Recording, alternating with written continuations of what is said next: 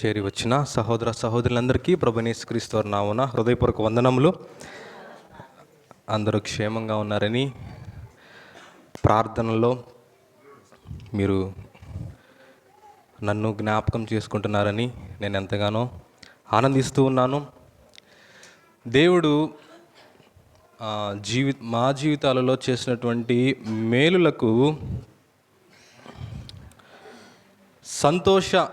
సంతోషపడే కంటే బాధ్యత పెరిగిందనేటువంటి విషయాన్ని నేను ఎప్పుడు గుర్తు చేసుకుంటూ ఉంటున్నాను.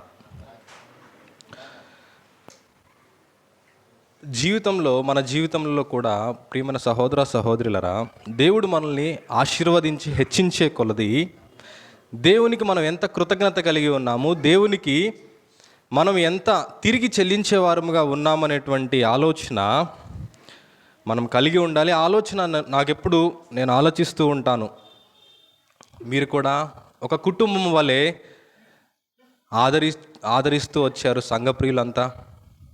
ఈనాడు ఈ స్థితిలో దేవుడు ఉంచాడంటే దేవుని యొక్క ఆశీర్వాదము, తర్వాత మీరు ఎంతగానో ప్రార్థన మా కొరకు చేశారని ఎంతో ఈ యొక్క ఆశీర్వాదము దీనివల్లనే ఇది జరిగిందనేటువంటి గొప్ప విశ్వాసము, గొప్ప ఆలోచన నేను కలిగిన వాడుగా ఉన్నాను. అక్కడ ఢిల్లీలో నేను క్షేమంగా ఉన్నానంటే పిల్లరా దేవుని యొక్క కాపుదలే. ఢిల్లీ అనేటువంటి ఒక ప్రాంతము అది ఎప్పుడు ఏం జరుగుతుందో తెలియదు. మీరు చూశారు లాస్ట్ టైము రెడ్ ఫోర్ట్ దగ్గర, లాల్ కిలా దగ్గర బాంబ్ బ్లాస్ట్ జరిగింది. పిల్లరా ఎప్పుడు Delhi is a targeted state. తీవ్రవాదులకు అది ఎప్పుడు ఒక టార్గెట్గా ఉంటుంది. అలాంటి పరిస్థితుల్లో నేను అక్కడ ఉంటున్నానంటే ఆ యొక్క వాతావరణ పరిస్థితులు, అక్కడ ఆహార పరిస్థితులు, ఇవన్నీ కూడా నేను అక్కడ ఉండగలుగుతున్నానంటే ప్రియులరా దేవుడిచ్చినటువంటి బలము, శక్తి, ఆయన కాపుదల, ప్రాముఖ్యంగా ఆయన యొక్క కాపుదల మాత్రమే. కానీ నేను ఎటువంటి యోగ్యుడని కాను ప్రియులరా. అలాగే దివ్య విషయంలో కూడా దేవుడు ఎంత గొప్ప మేలు, అసలు అది దేవుని చిత్తం అని నేను అనుకుంటూ ఉన్నాను. భవిష్యత్తులో ఆయన చిత్తము కొరకే ఆ అమ్మాయికి ఉద్యోగం ఇచ్చాడనేటువంటి ఆలోచన కూడా నేను కలిగి ఉన్నాను. కాబట్టి పిల్లరా ఇంతవరకు చేసినటువంటి ప్రతి మేలుకు దేవునికి కృతజ్ఞతను, అలాగే మీరు చేసినటువంటి ప్రార్థనలకి మీ అందరికీ నా యొక్క మరొకసారి హృదయపూర్వకమైనటువంటి వందనములు నేను తెలియజేస్తున్నాను. వాక్యం చదువుకుందాం ప్రియులరా. హెబ్రీలకు రాసినటువంటి పత్రిక 2వ అధ్యాయం, హెబ్రీలకు రాసినటువంటి పత్రిక 2వ అధ్యాయం 14-15 వచనాలు. మనకు తెలిసినటువంటి భాగాలే, మనం చదువుకుంటున్నటువంటి భాగాలే, మనకు ఆరాధనలో కూడా సహోదరులు మనకు జ్ఞాపకం చేసినటువంటి భాగాలే. మనము ఈ యొక్క క్రిస్మస్, ప్రపంచమంతా క్రిస్మస్ అనేటువంటి హడావడి సంబరాలలో ఉంది. నిజమైనటువంటి దేవుని యొక్క రాక గురించి మనము ఆలోచన చేద్దాము పిల్లరా. మనకు తెలిసినటువంటి విషయాలే మనం జ్ఞాపకం చేసుకుందాం. హెబ్రీలకు రాసినటువంటి పత్రిక 2వ అధ్యాయం 14-15.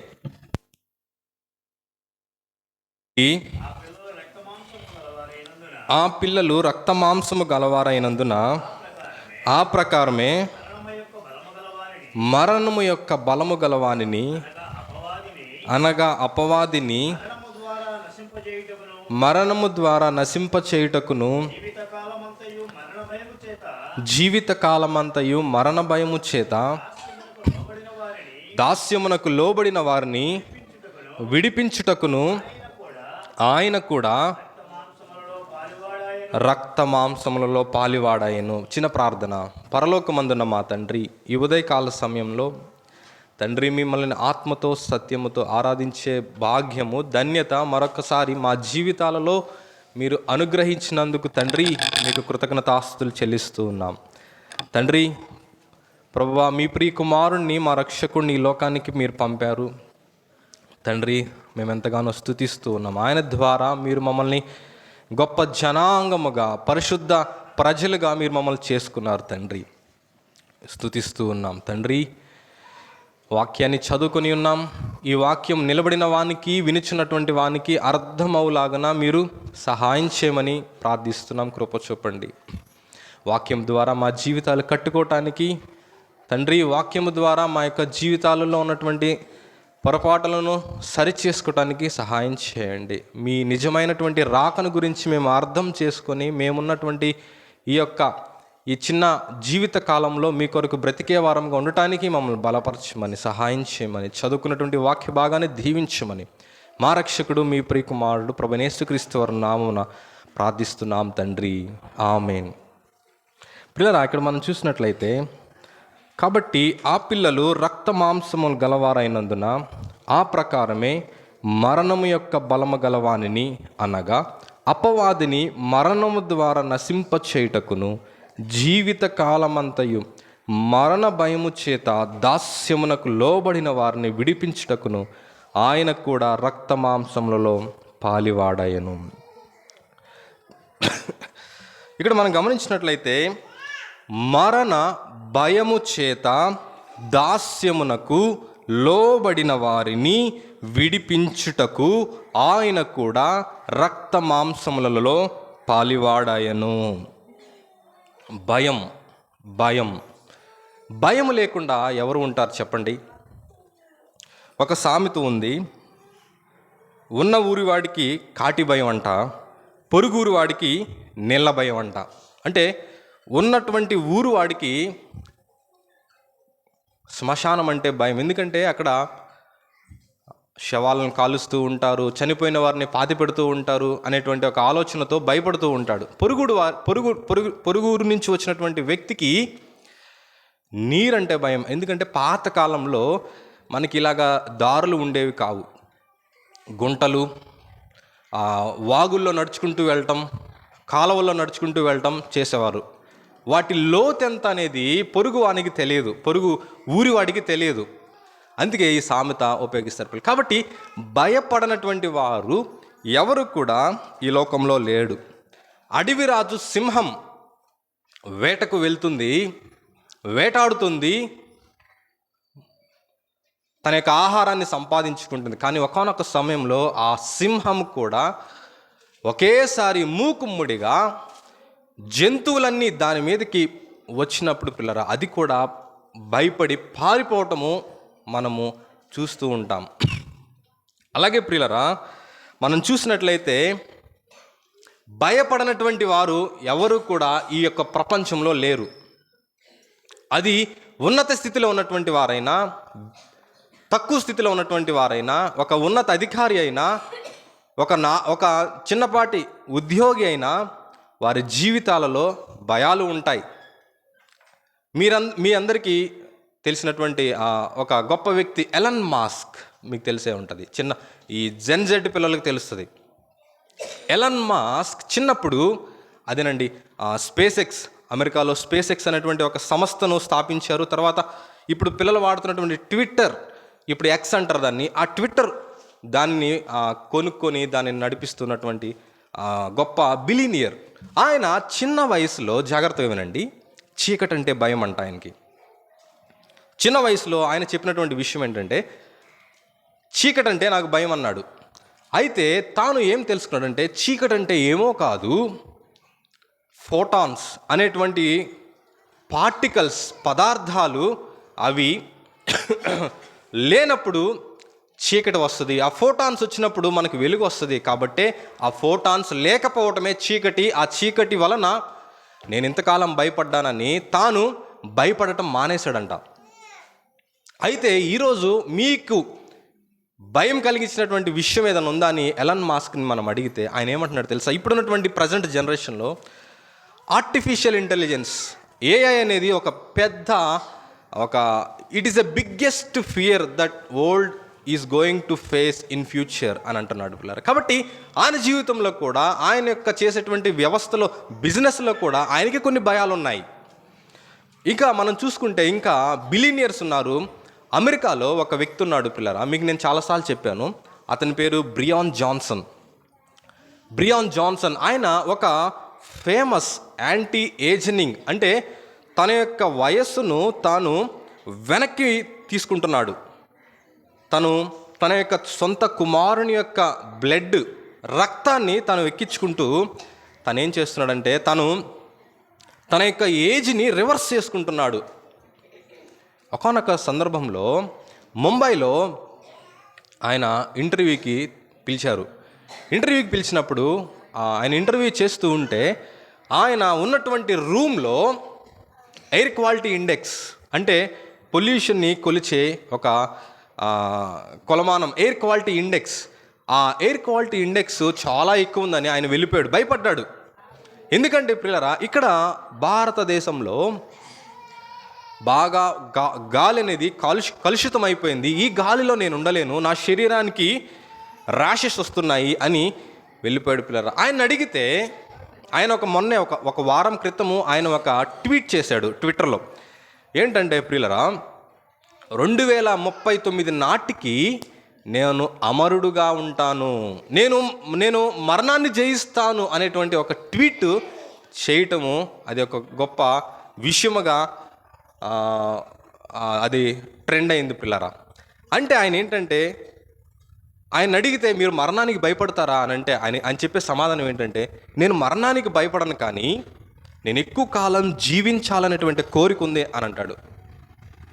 కానీ ఆయన చెప్పినటువంటి మాటను బట్టి మనం చూస్తే ఆయనకు కూడా మరణ భయం ఉన్నది, మరణాన్ని బట్టి భయపడుతున్నాడు. కాబట్టి ఎక్కువ కాలం జీవించాలని తగుమైనటువంటి జాగ్రత్తలు ఆయన తీసుకుంటున్నాడు పిల్లారా. మీరు గూగుల్లో కూడా మీరు సెర్చ్ చేసినట్లయితే what is the biggest fear that humanity is facing అంటే మానవాళి ఎదుర్కొంటున్నటువంటి పెద్ద ఫియర్, భయము ఏంటని మనము గూగుల్ని అడగండి, మీరు ఏఐని అడగండి, గూగుల్ ఏం చెప్తుందో తెలుసా? మీరు సెర్చ్ చేసినట్లయితే మొదటిగా ఏం చెప్తుందంటే ఫియర్ ఆఫ్ అన్సర్టైనిటీ, అంటే తర్వాత ఏం జరుగుద్దో తెలియనటువంటి స్థితిలో మానవుడు ఉన్నాడు. కాబట్టి ఇప్పుడు ఈ క్షణంలో నేను ఇలా ఉన్నాం, తర్వాత ఈ గేటు దాటి వెళ్ళిపోతే ఏం జరిగిద్దో తెలియదు, లేదంటే ఇక్కడ ఉండగానే ఏం జరిగిద్దో తెలియదు. అంటే తర్వాత ఏం జరగబోతుందో తెలియనటువంటి ఒక స్థితిలో మానవుడు ఉన్నాడు. కాబట్టి ఆ స్థితిని బట్టి మానవుడు భయపడుతున్నాడు అని అంటూ, రెండవ పాయింట్ ఏముందంటే మీరు గూగుల్ని అడిగితే ఏమంటుందంటే ఫియర్ ఆఫ్ డెత్, మనిషి చావుకు భయపడతాడు. ఈ రెండు విషయాలు the biggest fear that humanity was facing. కాబట్టి ప్రియమైన సహోదర సహోదరులారా, మనం గమనించినట్లయితే నాకు భయము లేదు, నేను ఏ విషయంలో భయపడను అనేటువంటి వాళ్ళు ఇక్కడ ఎవరైనా ఉన్నారా? ఇక్కడ ఎవరైనా ఉన్నారా? మరి ప్రాముఖ్యంగా నేను మరణానికి భయపడను, మరణం అంటే నాకు భయం లేదు అనేటువంటి వాళ్ళు ఇక్కడ ఎవరైనా ఉన్నారా? భయాలు సాధారణంగా ఉంటాయి, కానీ ఏ వ్యక్తి అయినా కూడా ఏదో ఒక సందర్భంలో భయపడతాడు. దేనికంటే మరణానికి. ద ఫియర్ ఆఫ్ డెత్, మరణానికి ఏ వ్యక్తి అయినా భయపడాల్సిందే. కొంతమంది మనం చూస్తూ ఉంటాము ధైర్యంగా, మరణము నన్నేం చేయలేదు, మరణానికి కూడా నేను భయపడను అని అంటారు. కానీ ప్రియులారా, అలా అన్నప్పుడు మరి హాస్పిటల్స్ ఎందుకు, డాక్టర్స్ ఎందుకు, మనం ఇవి వాడుకుంటున్నటువంటి మందులు ఎందుకు, ఈ టెస్టులు ఎందుకు? అలాగే ఉండొచ్చుగా? కాదు, బ్రతకాలి, నేను మరణించకూడదు, నేను చావకూడదు.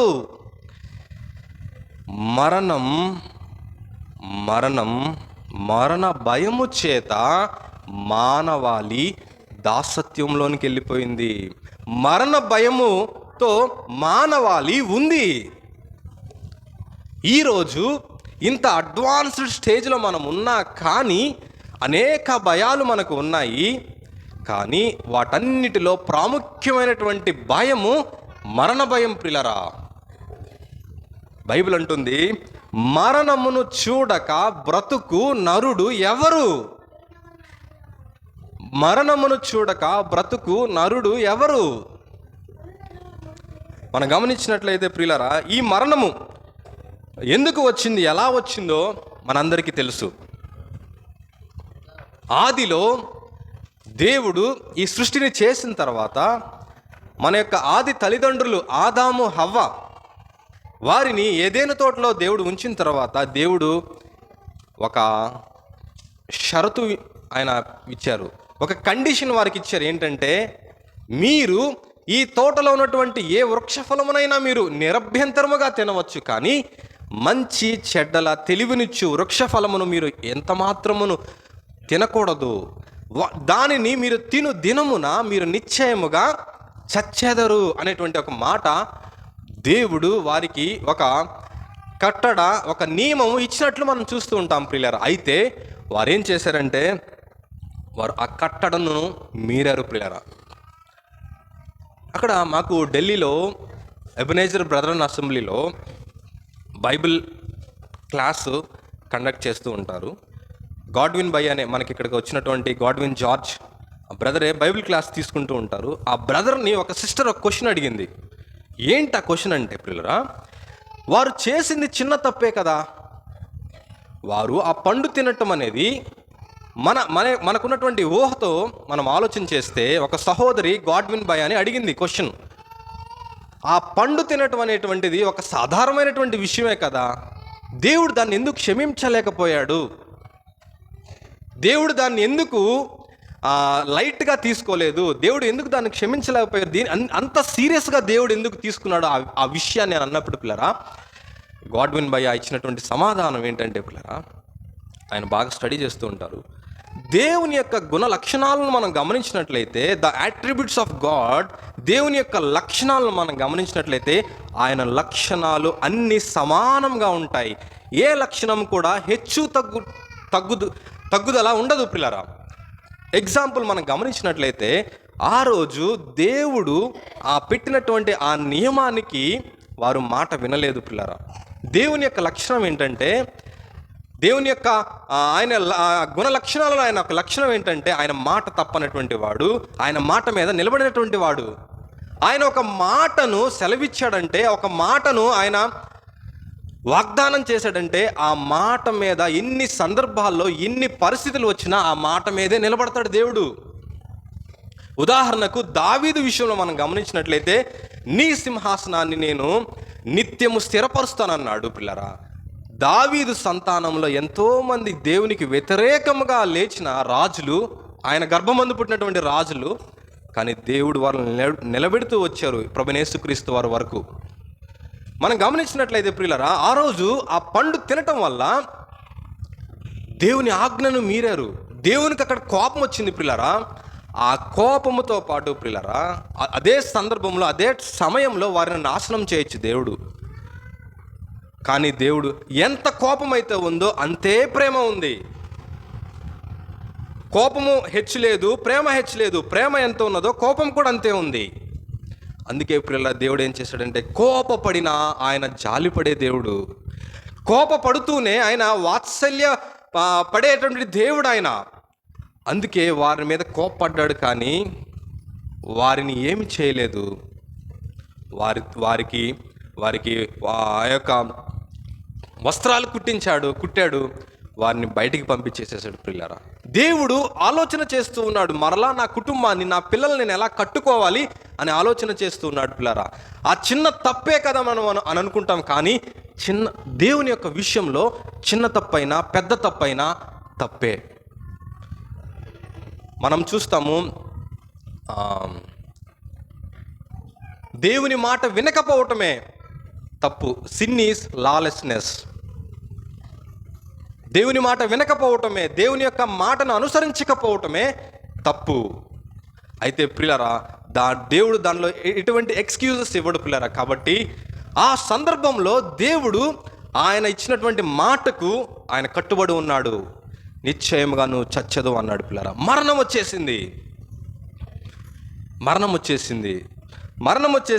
మరణం కూడా పిల్లరా మనం గమనించినట్లయితే, దేవుడు ఎంత ప్రేమాస్వరూపి అనంటే, మొదటి మానవుడు కొన్ని వందల సంవత్సరాలు బ్రతికారు వాళ్ళు. మెతూషలాను చూసుకుంటే మీరు 969 సంవత్సరాలు మెతూషల బ్రతికినట్లుగా రికార్డెడ్ బైబిల్లో ఉంది పిల్లరా. అన్ని సంవత్సరాలు బ్రతికాడు.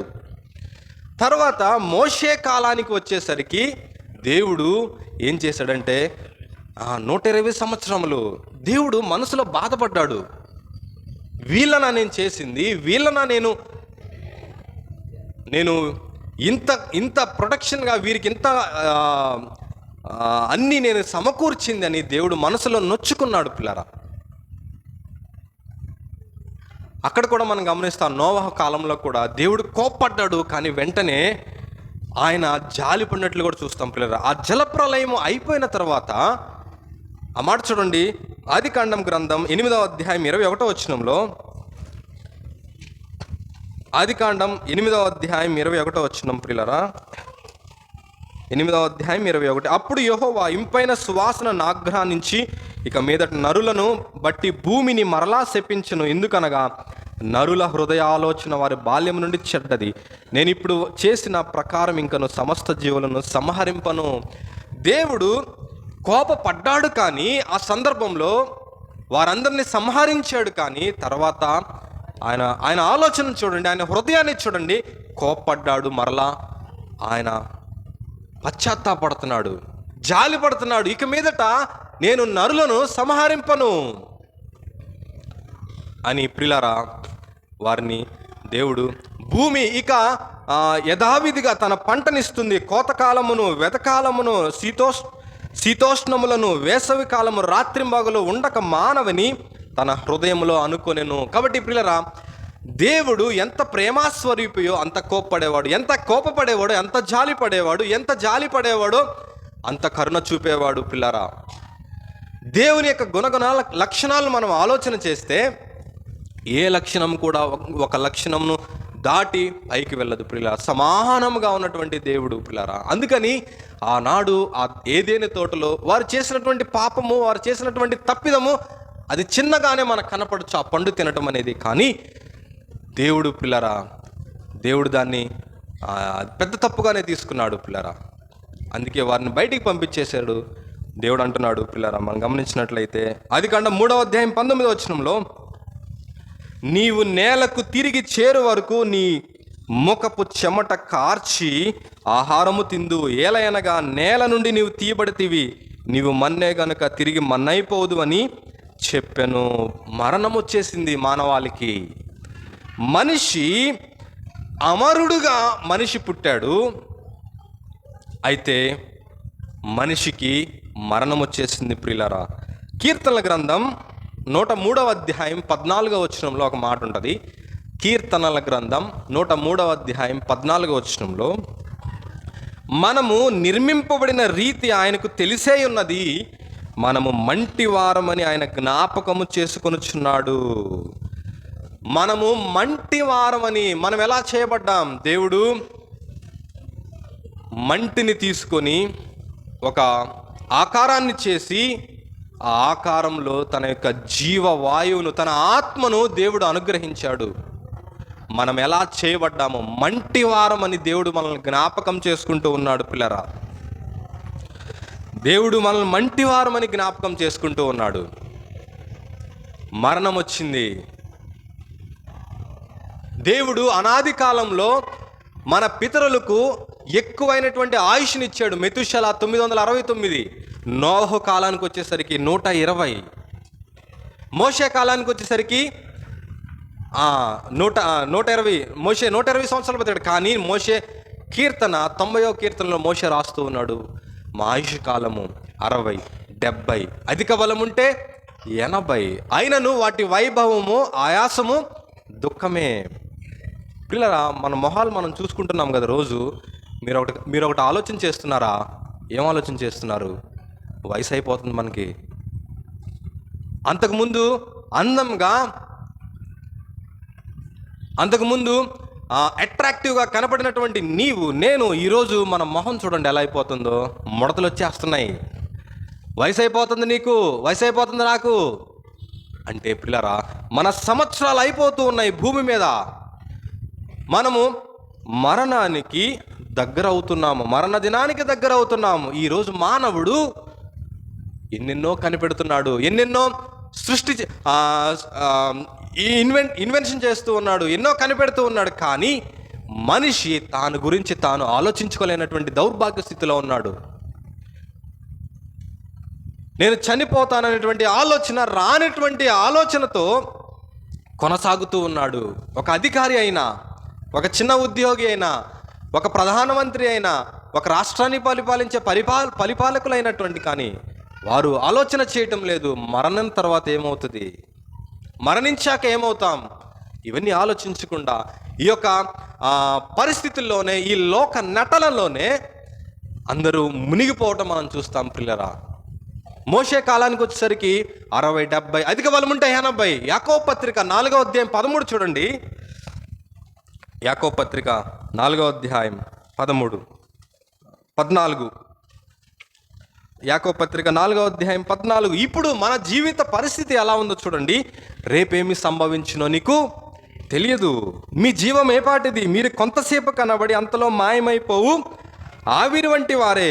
మన జీవిత కాలము దేవుడు ఎలా తగ్గిస్తూ వచ్చాడో చూడండి. అమరుడుగా పుట్టినటువంటి మనము మరణాన్ని తెచ్చుకున్నాము. మరణం తెచ్చుకున్నా కానీ ఆది మానవుడు కొన్ని సంవత్సరాలు, 100 సంవత్సరాలు బ్రతికినటువంటి చరిత్ర ఉన్నటువంటి మానవుడు, మనిషి ఆయుష్ కాలాన్ని దేవుడు తగ్గిస్తూ వచ్చాడు. ఈరోజు నీ ఆయుష్ కాలము, నా ఆయుష్ కాలం ఏంటో తెలుసా? రేపేమి సంభవిస్తుందో నీకు తెలియదు, రేపేమి జరుగునో నీకు తెలియదు. ఒకసారి నేను పేపర్ చదువుతూ ఉన్నాను. తమిళనాడు సూపర్ స్టార్ రజనీకాంత్ గారు, ఆయన వయసు ఇప్పుడు 75 సంవత్సరాలు, 75 years. ఆయన ఒక సినిమా ఏదో తీశారు మొన్న రీసెంట్గా. ఆ సినిమా గురించి మ్యాగజైన్లో రైటర్ రాసుకొస్తూ ఉన్నాడు. నేను చదివాను. చదువుతూ ఉంటే కిందకు వచ్చిన తర్వాత ఒక లైన్, ఒక సెంటెన్స్ నన్ను చాలా అట్రాక్ట్ చేసింది. ఏంటంటే అది, the biggest fear the actors now facing was ageing. అర్థమైందా మీకు? The biggest fear the actors now facing was ageing. నటులు అని సినిమా తెరల మీద నటిస్తున్నటువంటి వారు భయపడుతున్నారంట. దేనికి భయపడుతున్నారు తెలుసా? వయసు అయిపోతుంది, మేము నిత్య యవ్వనంగా మేము ఉండలేకపోతున్నామే, వయసు అయిపోతుంది మాకు, మేము నిత్యం ఎప్పుడు యవ్వనంగా ఉండాలనుకుంటున్నామే, వయసు అయిపోతుంది ఏంటి? వారికి ఉన్నటువంటి బిగ్గెస్ట్ ఫియర్ అని ఆ రచయిత మ్యాగజైన్లో రాసుకొచ్చాడు పిల్లరా. అవును, పైకి అలా కనబడుతున్నాం, కానీ లోపల భయం ఉంది, మరణ భయం, ద ఫియర్ ఆఫ్ డెత్, మరణ భయం ఉంది. అది ఎంతటి వ్యక్తి అయినటువంటి, తినటానికి అన్ని సకల ఐశ్వర్యాలు ఉన్నటువంటి వ్యక్తి అయినా, తినటానికి ఏమి లేనివాడైనా మరణానికి భయపడాల్సిందే పిల్లరా. ఈ లోకము మరణ దాస్యము క్రింద ఉన్నది, మరణ భయం అనేటువంటి దాస్యము కింద ఉన్నది ఈ లోకం.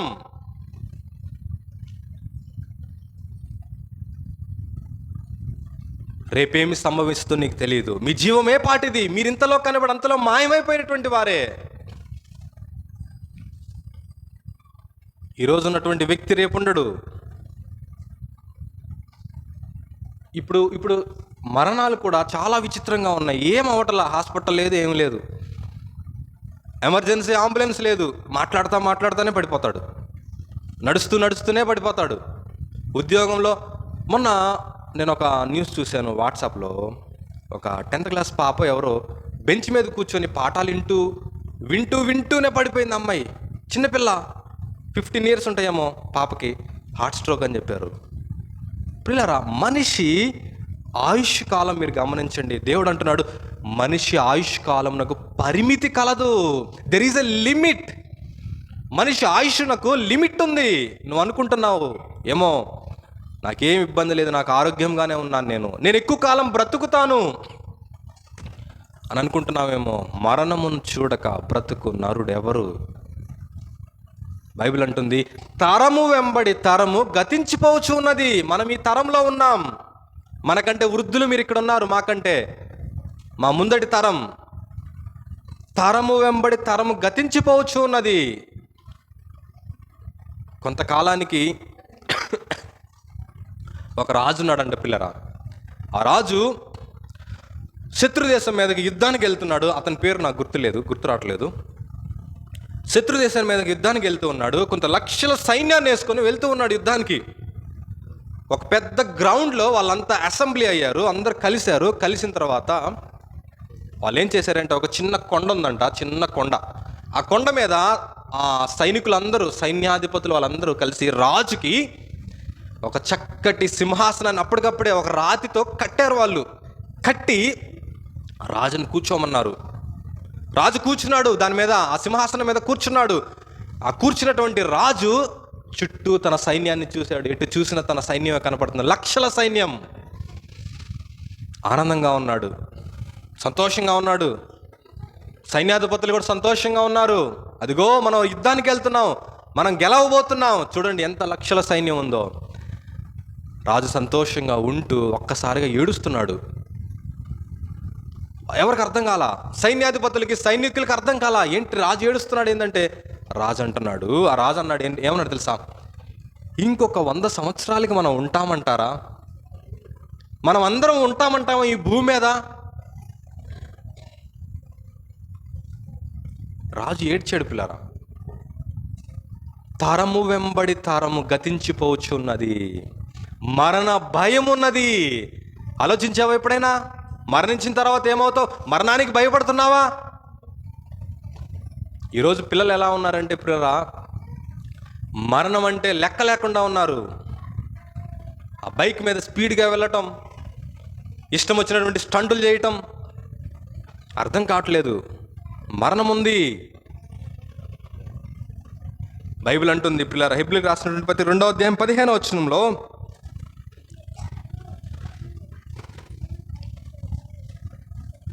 మరణం యొక్క బలము గలవానిని అనగా అపవాదిని మరణము ద్వారా నశింపచేయుటకు జీవితకాలమంతయు మరణ భయము చేత దాస్యమునకు లోబడిన వారిని విడిపించుటకు ఆయన కూడా రక్తమాంసములలో పాలివాడాయను. ఆయన కూడా రక్తమాంసంలో పాలివాడాయను. బైబిల్ అంటూ ఉంది, తమ కాలము ఎప్పుడు వచ్చినో నరులు ఎరుగరు. నీ కాలం ఎప్పుడో, నా కాలం ఎప్పుడో, ఈ లోకాన్ని వదిలిపెట్టి వెళ్ళిపోయే కాలం, మన ఆ కాలమునకు పరిమితి ఉంది.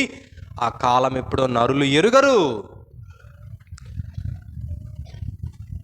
ఎంత గొప్ప వారులైనా చింతలేదు చావుకు, ఎంత బాలశాలి అయినా ఇంతలో కొనిపోవును. ఎంత గొప్ప వారులైనా చింతలేదు చావుకు, ఎంత బాలశాలి అయినా ఇంతలో కొనిపోవును. మరణముంతా లంచి చూడ కరుణ లేదు దానికి, మరణమే బీతుల రాజు సర్వజీవులకెళ్ళను. మరణము 100% గ్యారంటీ, నీకైనా నాకైనా పిల్లరా. మనం దాటిపోదాము. అయితే ఈ మరణము ఏ విధముగా ఉన్నది? మరణము 2 విధాలుగా ఉన్నది. శరీరానికి మరణము, ఆత్మకు మరణం. సాధారణంగా లోకం ఏమనుకుంటుందంటే,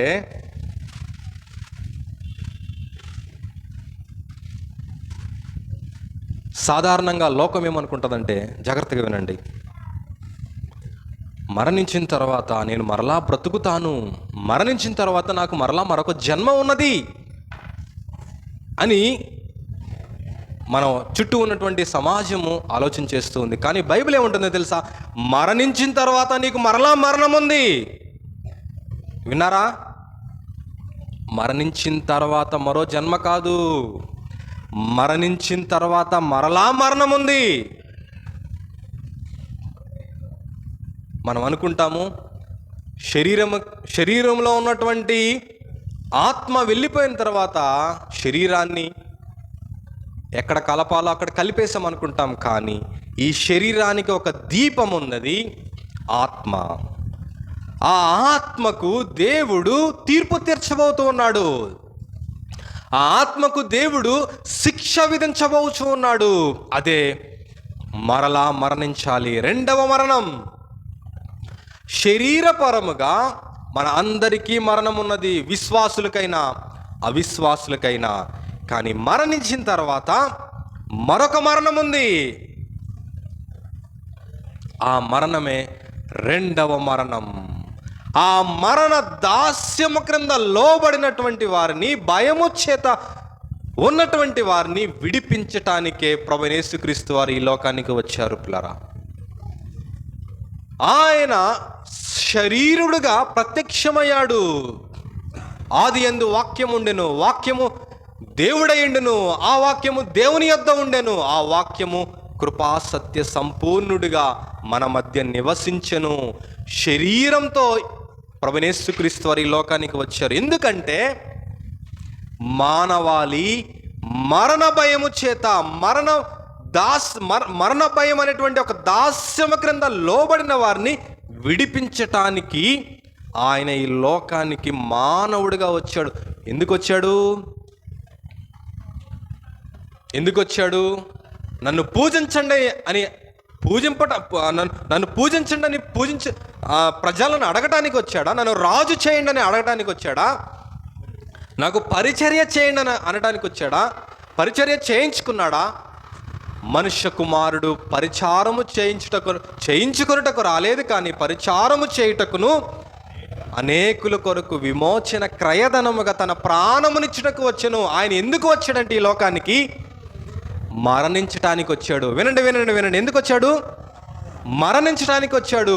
మరణ భయము చేత దాస్యమునకు లోబడిన వారిని విడిపించటానికి ఆయన శరీరంతో ఈ లోకానికి వచ్చి మరణించటానికి వచ్చాడు పిల్లారా. లూకా సువార్త, ఇందాక మన సహోదరులు జ్ఞాపకం చేశారు. లూకా సువార్త 2వ అధ్యాయం 9వ వచనం. ప్రభువు దూత వారి యొద్దకు వచ్చి నిలిచెను, ప్రభు మహిమ వారి చుట్టూ ప్రకాశించినందున వారు మిక్కిలి భయపడిరి. అయితే ఆ దూత భయపడకుడి. ప్రభువైన యేసుక్రీస్తు వారి ఈ లోకంలో ఆయన జన్మించిన తర్వాత దేవుని యొక్క దూత ఇస్తున్నటువంటి మొదటి వర్తమానము, ప్రజలకు ఇస్తున్నటువంటి మొదటి సందేశం ఏంటంటే, డు నాట్ ఫియర్, భయపడకుడి, భయపడవద్దు, మీ కొరకు రక్షకుడు ప్రజలందరికీ కలగబో సంతోషకరమైనటువంటి సువర్తమానం తెలియజేయచ్చు ఉన్నాను. దావీదు పట్టణమందున రక్షకుడు మీ కొరకు పుట్టి ఉన్నాడు, ఈయన ప్రభువైన క్రీస్తు. దానికి ఇదేమి కానవాలో ఒక శిశువు పొత్తిగుడ్డలతో చుట్టబడి ఒక తొట్టిలో పండుకొని ఉండుట మీరు చూచెదరని వారితో చెప్పెను. సాధారణంగా పిల్లరా, యూదులలో ఒక మగపిల్లవాడు పుట్టాడంటే చాలా సంతోషిస్తారు వాళ్ళు. తెలుసా మీకు? యూద జాతిలో ఒక మగపిల్లవాడు పుట్టాడంటే చాలా సంతోషిస్తారు. వారు ఏం చేస్తారంటే చుట్టుపక్కల వాళ్ళందరూ వచ్చి, ఆ గృహం చుట్టూ ఉన్నటువంటి వారందరూ వచ్చి సంతోషకరంగా పాటలు పాడతారు పిల్లరా. యూదులకు ఉన్నటువంటి అదొక ఆచారం. కానీ ప్రభువైన యేసుక్రీస్తు వారు పుట్టారు, ఎవరు లేరు పాటలు పాడటానికి, ఎవరికీ తెలియలేదు. అప్పటికే అక్కడంతా పరిస్థితి చాలా ఇరుకుగా ఉన్నది. ఎవరు ఆయన పుట్టడానికి స్థలం ఇవ్వలేదు. ఇంకెవరు వస్తారు? పరలోక సైన్య సమూహము ఆ దూతతో కలిసి పాడుతున్నారు. ఏమని పాడుతున్నారంటే, సర్వోన్నతమైన స్థలములలో దేవునికి మహిమ, ఆయనకిష్టులైన మనుషులకు భూమి మీద సమాధానము కలుగునుగా, కానీ దేవునికి స్తోత్రము చేయుచుండని. ఎందుకంటే పిల్లరా, మానవాళిని భయము నుంచి తొలగించటానికి రక్షకుడు ఈ లోకానికి వచ్చాడు. మరణ భయము చేత దాస్యమునకు లోబడిన వారిని విడిపించటానికి ఆయన కూడా రక్త మాంసములలో పాలివాడయ్యాడు. దేవుని దూత అంటున్నాడు, భయపడకుడి, ఇక భయపడద్దు, రక్షకుడు వచ్చేసాడు, ఆయన మిమ్మల్ని మరణము నుంచి రక్షిస్తాడు. దేవుడు ఎలాంటి వర్తమానము అందజేస్తూ ఉన్నాడంటే ప్రియులరా, భయపడద్దు అనేటువంటి ఒక వర్తమానాన్ని తన యొక్క దూత ద్వారా తెలియచేస్తే ఈ ప్రజలు ఎలా ఉన్నారంటే, భయపడద్దు అనేటువంటి విషయాన్ని దేవుడు తెలియచేస్తూ ఉంటే ప్రభువైన యేసుక్రీస్తు వారికి భయపడుతున్నారు మనుషులు. ఎందుకో తెలుసా? అమ్మో, ఒకానొక సందర్భంలో ప్రభువైన యేసుక్రీస్తు వారు సముద్రం మీద నడుచుకుంటూ వస్తూ ఉన్నారు. ఉదయమున 4వ జామున నడుచుకుంటూ వస్తున్నారు. శిష్యులు చూశారు, యేసుక్రీస్తు చూసి భయపడుతున్నారు. భూతం, దయ్యం. ప్రభువైన యేసుక్రీస్తు వారు అంటున్నారు, భయపడకుడి, నేనే. గెరాసీనుల దేశంలో సేనా దెయ్యములు పట్టినటువంటి ఒక వ్యక్తి బాగు చేయబడిన తర్వాత ఆ వ్యక్తి, ఆ సందర్భం మీరు చూడండి. లూకా సువార్త 8వ అధ్యాయం 35వ వచనం. యేసుక్రీస్తు వారు భయపడకుడి, నేనే అని అంటుంటే ప్రజలు భయపడుతున్నారు ప్రభువైన యేసుక్రీస్తు వారికి. లూకా సువార్త 8వ అధ్యాయం 35వ వచనం. చూడవెళ్ళి యేసునొద్దకు వచ్చి, జాగ్రత్తగా వినండి, ఇది జాగ్రత్తగా మీరు బైబిల్లో మీ వేలు పెట్టి చదవండి. దెయ్యములు వదిలిపోయిన మనుషుడు బట్టలు కట్టుకొని స్వస్థ చిత్తుడై యేసు పాదముల యొద్ద కూర్చున్నట చూచి భయపడిరి. దేవుడు ఏమంటున్నాడు? భయపడకుడి, నేనే అంటుంటే సమాజం దేవునికి, ప్రభువైన యేసుక్రీస్తు వారికి భయపడుతుంది. ఎందుకు? అమ్మో, మత మార్పిడి.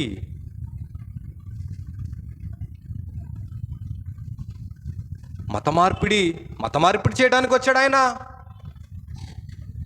మా రూమ్మేట్ ఉన్నాడు. ఆ బ్రదర్ ఏం చెప్పాడంటే, చిన్నప్పటి నుంచి నేను చర్చికి వెళ్ళేవాడిని, కానీ ఎట్లాగో నా మతాన్ని నేను మారలేదు. కొంత టైం ఉంటే నేను నా మతాన్ని మార్చుకునేవాడినేమో అన్నాడు పిల్లరా. నేను అప్పుడు అన్నాను, అన్నా, క్రైస్తవ్యం అనేటువంటిది ఒక మతం కాదన్నా. క్రైస్తవ్యం అనేది మనిషిని మనిషిగా బ్రతకటానికి, మనిషి విలువలతో బ్రతకటానికి నేర్పించేదే క్రైస్తవ్యం. ఈరోజు పిల్లరా, మన దేశము ఇలా ఉందంటే ఎంతోమంది క్రైస్తవులు, నేను బ్రిటిష్ వారిని అంటలా, బ్రిటిష్ వారు దోచుకోవడానికి వచ్చారు, కానీ క్రైస్తవ మిషనరీలు వచ్చారు ఈ లోకానికి, మన భారతదేశానికి వచ్చారు. Mother Teresa, Bharat Ratna. నువ్వు ముట్టుకుంటావా ఎవరినైనా? నా చేతికి గజ్జి ఉందంటే ముట్టుకుంటావా? చేతికి ఏదన్నా ఒక చర్మపు వ్యాధి ఉందంటే నన్ను ముట్టుకుంటావా? షేకండిస్తావా? వెళ్ళి హత్తుకుంది. వెస్ట్ బెంగాల్లో కలకత్తా వీధుల్లో ఆ కుష్టి వ్యాధిగ్రస్తుల్ని హత్తుకుంది పిల్లరా. ఎవరి ప్రేమది?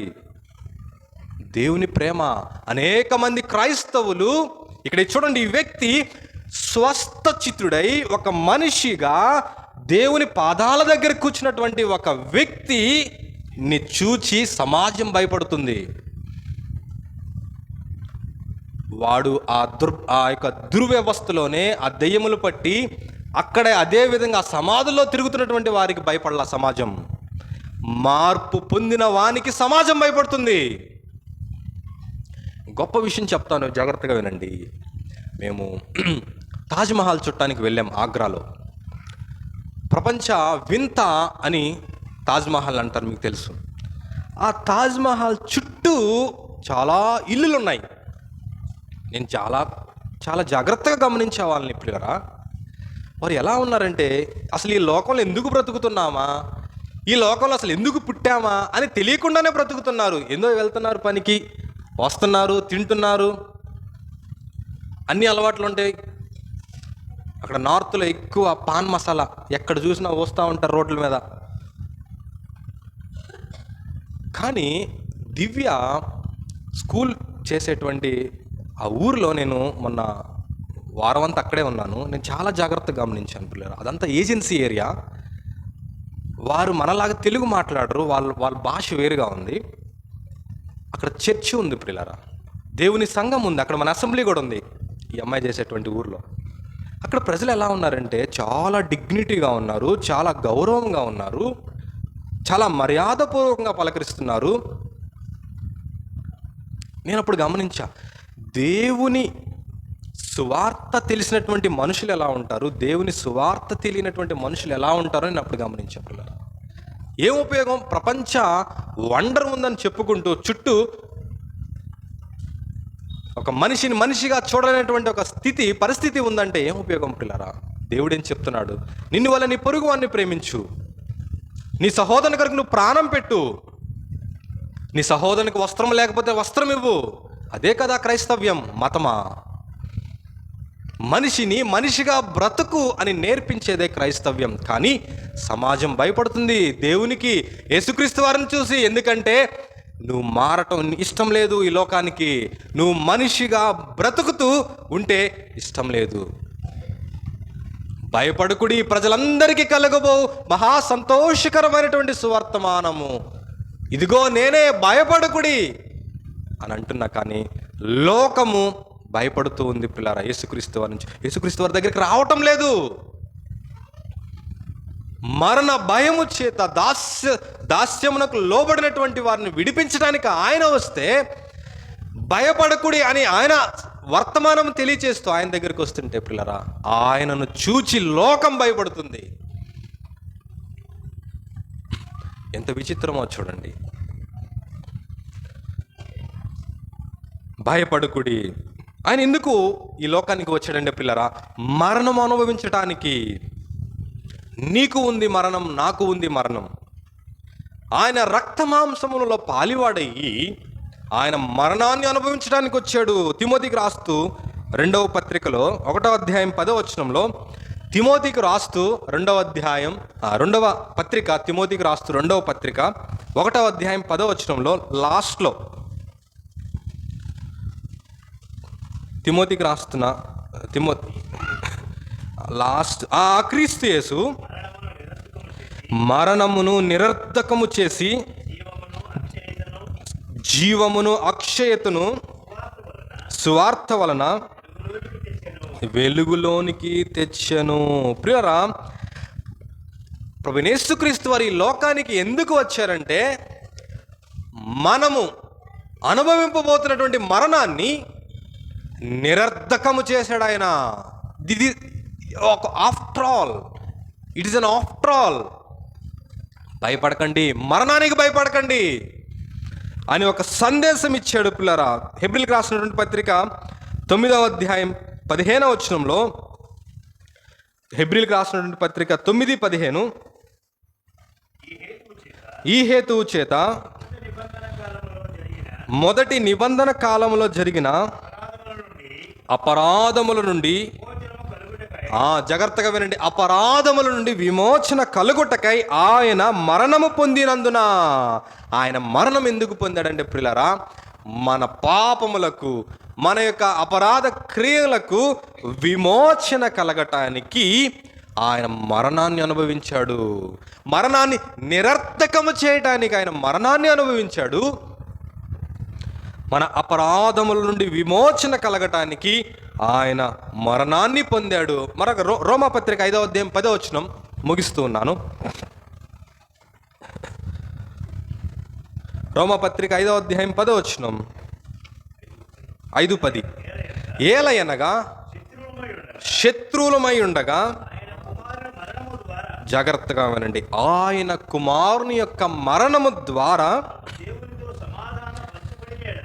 మనం దేవునితో సమాధానపరచబడిన ఎడల సమాధానపరచబడిన వారమై ఆయన జీవించుట చేత మరి నిశ్చయముగా రక్షింపబడుదుము.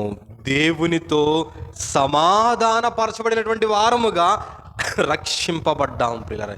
ఇవన్నీ ఆయన దిగి వచ్చి రక్తమాంసములను ధరించుకొని ఆయన బలి అవటం చేత, ఆ కలువరి శిలువలో ఆయన చనిపోవటం చేత, మరణాన్ని అనుభవించటం చేత మరణము నిరర్ధకమైంది ప్రియులారా. మీరు చూడండి, సమాజము మరణానికి భయపడుద్దేమో కానీ క్రైస్తవుడు మరణానికి భయపడడు. మరణం అంటే ఒక సంతోషముగా క్రైస్తవ్యము దానిని సెలబ్రేట్ చేసుకుంటారు పిల్లరా. జాన్ వెస్లీ గారిని, ఆయన గొప్ప పరిచారకులు.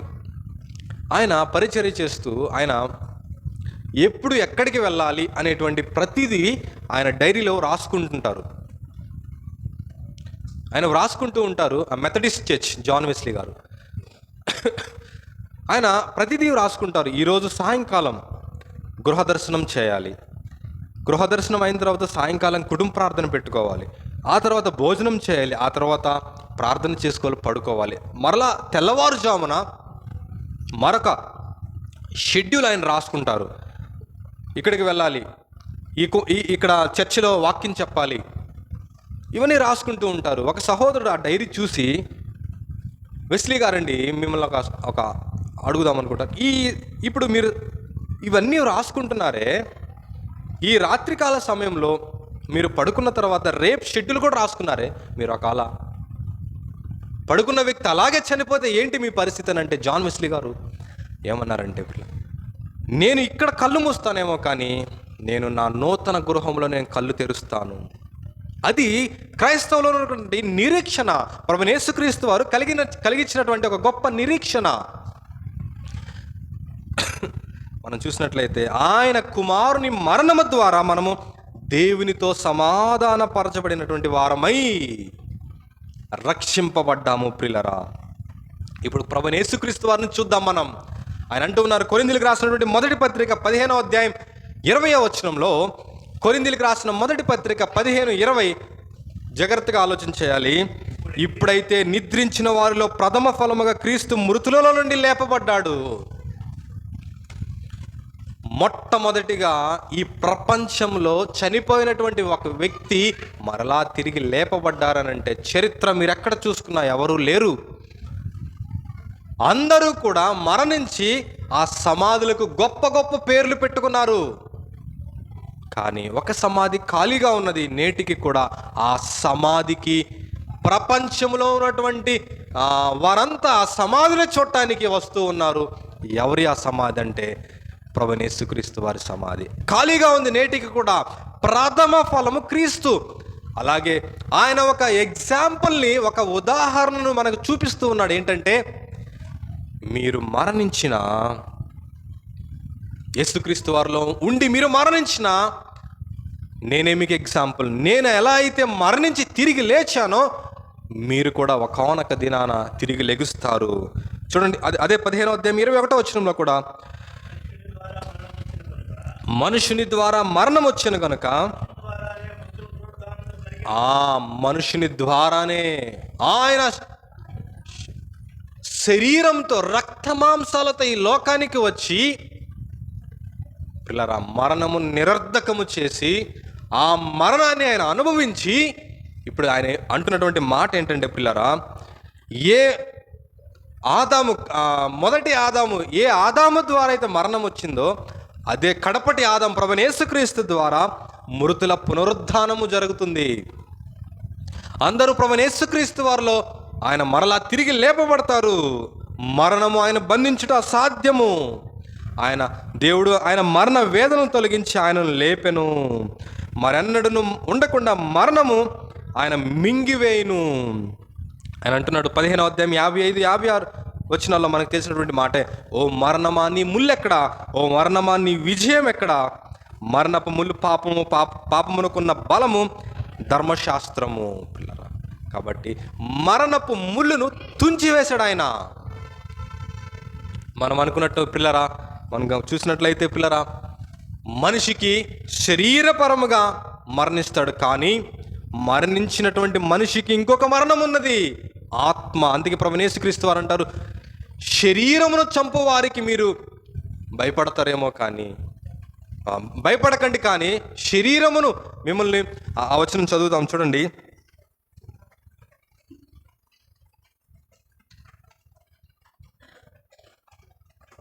వచనం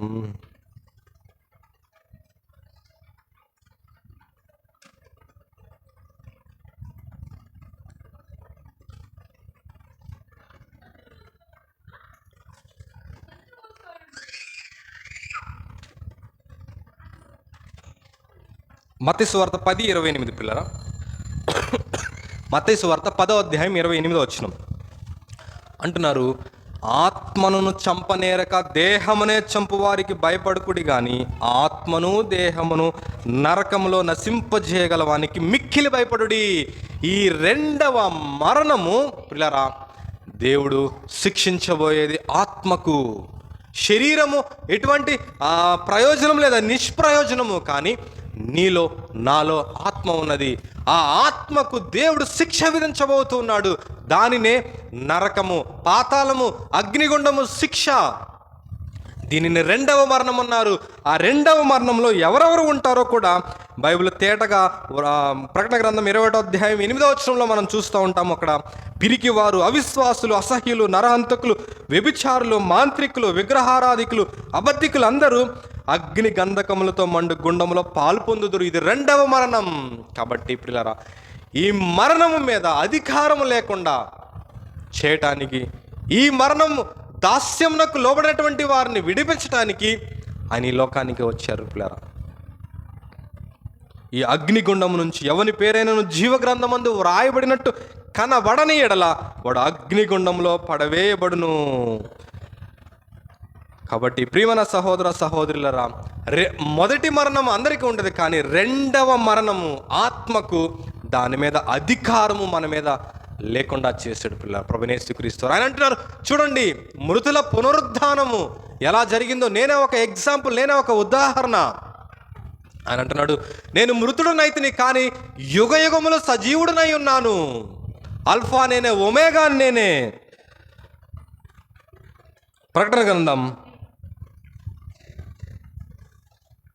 గ్రంథం 1వ అధ్యాయం 18వ వచనం, ప్రియులారా, నేను మొదటి వాడను, కడపటి వాడను, జీవించువాడను, మృతుడనైతిని కానీ ఇదిగో యుగ యుగములు సజీవుడనై ఉన్నాను. మరియు మరణము యొక్కయు పాతాళ లోకం యొక్క తాళపు చెవులు నా స్వాధీనంలో ఉన్నవి. ప్రియులారా, ఇప్పుడు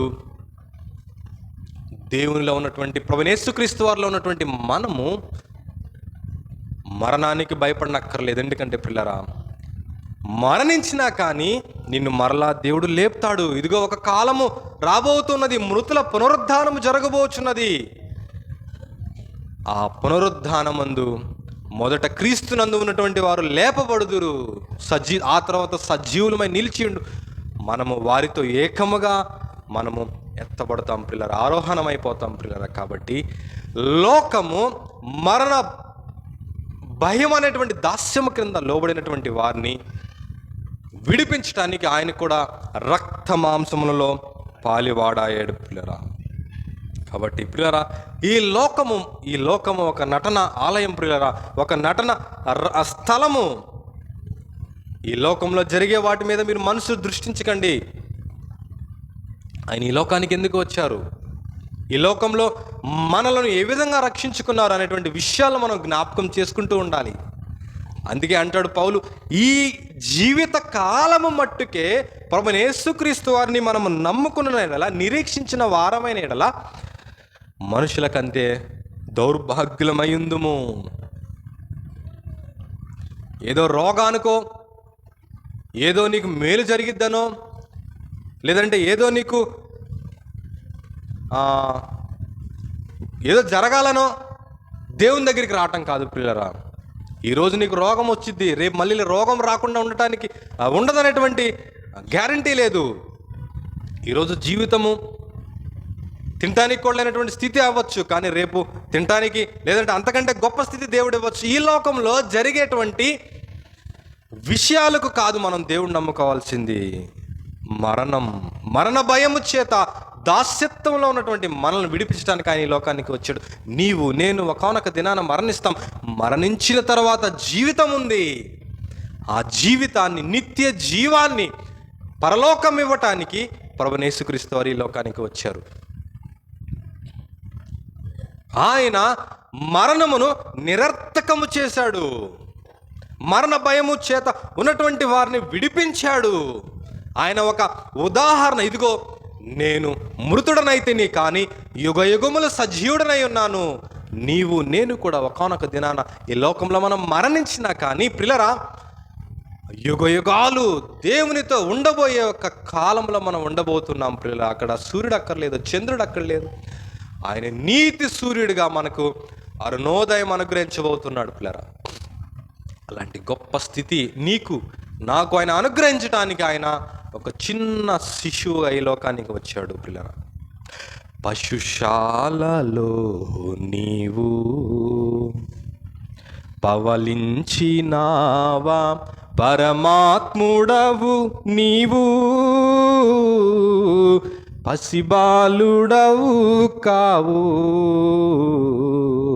పసిబాలుడవు కావు. పశుశాలలో నీవు పాపంబు మోసే కలువరిలో ఓడించినావు మరణమును. పాపంబు మోసే కలువరిలో ఓడించినావు మరణమును. మేఘాలలోన వెళ్ళినావు, మేఘాలలోన వెళ్ళినావు. త్వరలోనే భూమికి తరలుచున్నావు, త్వరలోనే భూమికి తరలుచున్నావు. పశుశాలలో నీవు పవలించినావా, పరమాత్ముడవు నీవు, పసిబాలుడవు కావు, పసిబాలుడవు కావు. ప్రపంచం అనుకుంటుంది ఓ చిన్న శిశువుగా ఈ లోకానికి ఆయన వచ్చాడు అని అనుకుంటుంది. కానీ పిల్లరా, ఆయన ఎవరు? ఈ లోకము పుట్టక మునిపే, నీవు నేను ఈ లోకంలో మనం ఈ స్థితిలో ఉండక మునిపే, ఏమీ లేకుండానే ఆయన ఉన్నవాడు, మొదటిగా ఉన్నవాడు ఆయన. ఆయన నీ కోసం నా కోసం ఎంతగా తగ్గించుకున్నాడు, ఎంతగా తగ్గించుకున్నాడు. స్థలము కూడా ఇవ్వలేదు ఈ లోకం ఆయనకి. ఒక చిన్న పసిబాలుడుగా ఈ లోకానికి వచ్చి పిల్లరా, నీ జీవితంలో నా జీవితంలో మరణ భయం అనేటువంటి దాస్యమునకు లోబడినటువంటి మనలను ఆయన మరణాన్ని అనుభవించి ఆ భయంను మనకు తొలగించాడు పిల్లరా. ఎంత గొప్ప దేవుడు, ఎంత గొప్ప దేవుడు. ఆయనను మనము ఇంకా ఎరగకపోతే, ఇంకా మనము ఆయన యందు నిరీక్షణ కలగకపోతే పిల్లరా, ఈ లోకము మట్టికి ఈ చిన్న చిన్నటువంటి విషయాలకు, ఆశీర్వాదాలకు ఆయన నమ్మద్దంటలేదు. కానీ ఆయన ఇస్తాడు. మరి ప్రాముఖ్యమైనటువంటి విషయము పిల్లరా, మనము మరణించిన తర్వాత మనకు జీవితం ఉన్నది. ఆ జీవితాన్ని ఇవ్వటానికి, యుగయుగాలు దేవునితో నిన్ను నన్ను ఉంచటానికి ఈ లోకానికి వచ్చి ప్రియులరా, ఆయన మొట్టమొదటిగా పునరుద్ధానుడయ్యాడు. మనకు కూడా పునరుద్ధానము కలగబోచున్నది. కాబట్టి ప్రియులరా, ఈ యొక్క సంతోషకరమైనటువంటి ఈ యొక్క ప్రపంచం జరుపుకున్నటువంటి సంతోషకరమైనటువంటి విషయాన్ని మనం అనేక మందికి తెలియచేద్దాం. ఇదేదో ఒక పండగలాగో ఏదో ఒక ఆచారంలాగా కాదు. చెప్పండి, ఆయన ఎందుకు ఈ లోకానికి వచ్చారు, ఏం చేశారు అనేటువంటి ఒక సత్య సువార్తను మనము వ్యాపింపచేసేవారుగా, క్రీస్తులోనికి అనేక మందిని మనం నడిపించేవారుగా ఉండాలని కోరుకుంటూ పిల్లరా, అలాగ మన జీవితాల ద్వారా దేవుని మహిమపరచాలని కోరుకుంటూ మాటలు ముగిస్తున్నాను. అందరికీ వందనాలు.